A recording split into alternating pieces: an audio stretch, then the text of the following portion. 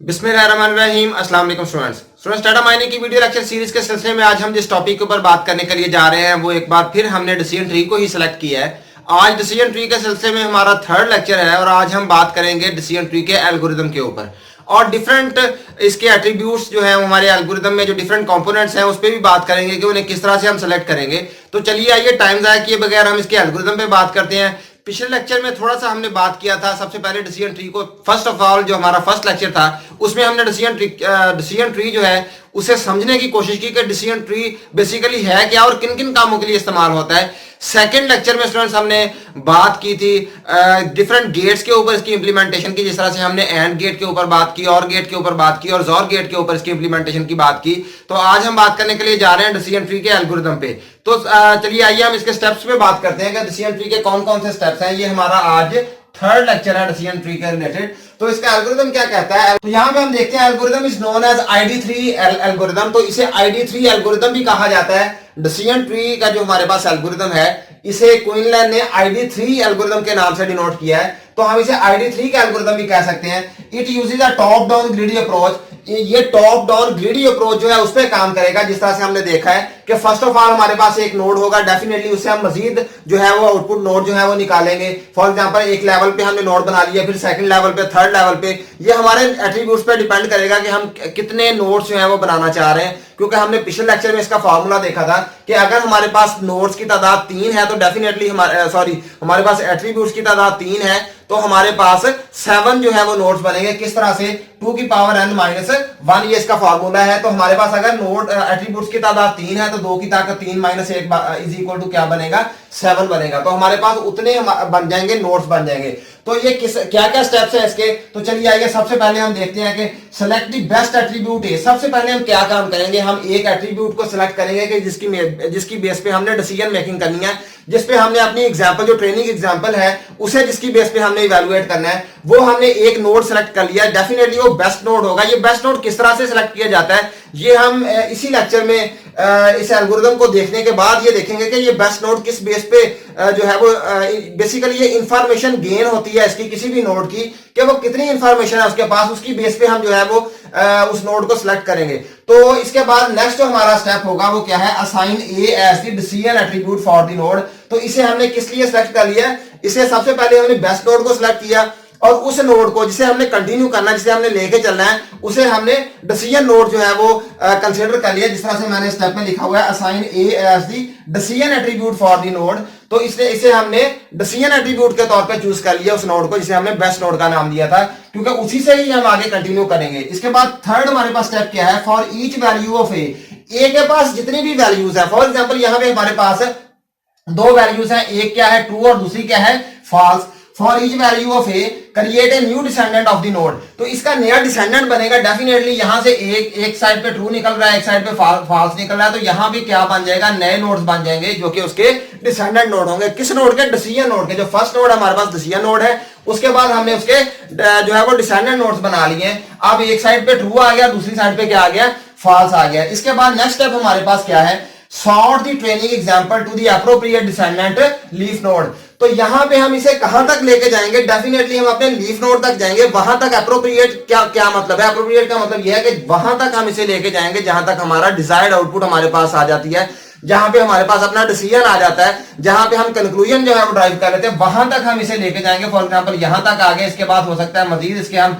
Notes बना लें। तो ये लेवल डिपेंड करता है हमारे एट्रीब्यूट्स पे और नंबर ऑफ नोट्स पे डिपेंड करता है कि कितने नोट्स हमारे पास बन रहे हैं और कितने लेवल्स तक हम जा रहे हैं। तो ये हम इसे क्या करेंगे, प्रॉपर्ली सॉर्ट आउट कर लेंगे, वहां तक पहुंचेंगे। फॉर एग्जांपल ये इस साइड पे आया, यहां से यहां आ गया, इस साइड पे आ गया, फिर नेक्स्ट टाइम ये यहां पे आ जाता है। इस तरह से हम जो है ये ट्री हमारा बनता जाएगा और ट्रैवर्स होता जाएगा। इसके बाद if examples are perfectly classified then stop, otherwise iterate over the leaf node. तो यहां पे अगर फॉर एग्जांपल हमारी जो एग्जांपल जो हम करने के लिए जा रहे हैं वो यहां पे इस लोकेशन पे आके, इस नोड पे आके वो परफेक्टली क्लासिफाई हो जाती है तो वेल एंड गुड। अगर यहां पे क्लासिफाई नहीं होती तो दोबारा हम क्या करेंगे, प्रोसेस को रिपीट कर देंगे।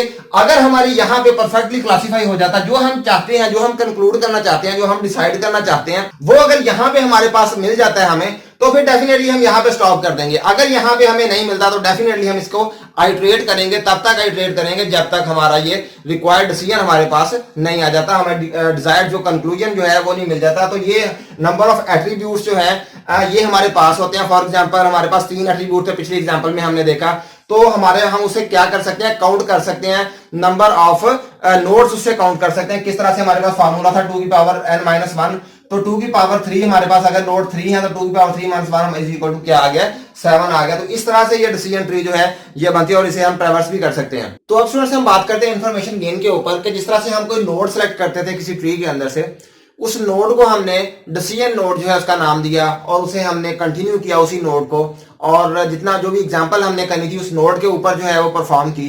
तो यहाँ पे हमने किस बेस पे उससे नोड को सिलेक्ट किया था, डेफिनेटली इंफॉर्मेशन गेन की, कि ये वाला नोड जो है इसके पास कितनी इंफॉर्मेशन है उसके हिसाब से हमने नोड को सिलेक्ट करना। तो इंफॉर्मेशन गेन जो है वो किस तरह से हम सिलेक्ट करेंगे, इंफॉर्मेशन गेन क्या है, information gain is a statistical property that describe how well a given attribute separate the training example according to target classification।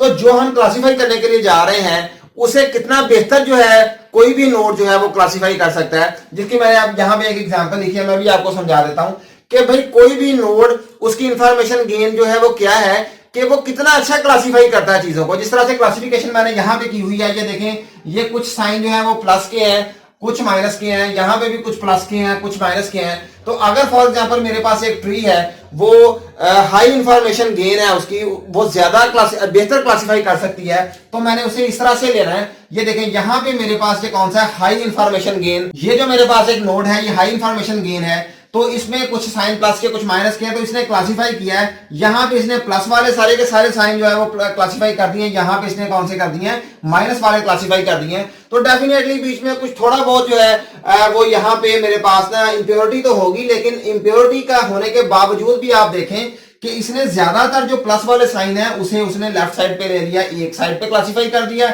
और ज्यादा माइनस वाले साइन जो है या उसे उसने राइट पे क्लासिफाई कर दिया। यानी डेफिनेटली इसमें भी इंप्योरिटी है, कुछ प्लस के साइन आ चुके हैं, लेकिन काफी हद तक उसने उसे क्लासिफाई कर दिया, बेहतर क्लासिफाई किया। तो ये वाला नोड फॉर एग्जांपल जिसे मैं सिलेक्ट किया डिसीजन ट्री को चलाने के लिए, तो उसने बेहतर क्लासिफाई किया। तो इसका मतलब क्या है कि इसकी बेहतर इंफॉर्मेशन गेन है। इसी तरह से मेरे पास लो इंफॉर्मेशन गेन का अगर एक नोड है, वो इस तरह से क्लासिफाई करेगा कि यहाँ पे भी सेम सिनेरियो है, कुछ माइनस के साइन है, कुछ प्लस के साइन है। तो देखें इसने माइनस के साइन जो है उसे तकरीबन ऑलमोस्ट 40-50 की रेशियो के साथ उसने क्लासिफाई किया। इसी तरह से इधर भी उसने 40-50 की रेशियो के साथ ही क्लासिफाई कर दिया, लेकिन बेहतर क्लासिफाई नहीं किया। उसने सेपरेट प्लस को सेपरेट और माइनस को सेपरेट नहीं किया, बल्कि उसने लो इंफॉर्मेशन गेन थी उसकी, उसे बेहतर क्लासिफाई नहीं कर सका, इसलिए उसने उसे मिक्सअप कर दिया। अपनी तरफ से उसने क्लासिफाई जरूर किया लेकिन वो एक्चुअली क्लासिफाई हुए नहीं है। तो इस मैयर को, इस इंफॉर्मेशन गेन को जज करने के लिए हम एक टर्म लेते हैं, उसे कहा जाता है एंट्रोपी। एंट्रोपी क्या है? To describe information gain we use a property entropy to measure the level of impurity, के इसमें लेवल ऑफ इंप्योरिटी कितना है। ये जिस तरह से क्लासिफाई, यहां पे लेवल ऑफ इंप्योरिटी ज्यादा है जबकि यहां पे लेवल ऑफ इंप्योरिटी जो है वो कम है। तो लेवल ऑफ इंप्योरिटी जो है वो कौन बताती है? एंट्रोपी बताती है। एंट्रोपी जो है सिंपली क्या है उसका, sigma i is equal to 1 p multiply by log 2 pi। pi क्या चीज है यहाँ पे? pi is equal to probability of classification, के क्लासिफिकेशन की क्या प्रोबेबिलिटी है उसकी। इसके अलावा एंट्रोपी जो है उसका फार्मूला हमारे पास क्या है? p plus log 2p plus p minus log 2p।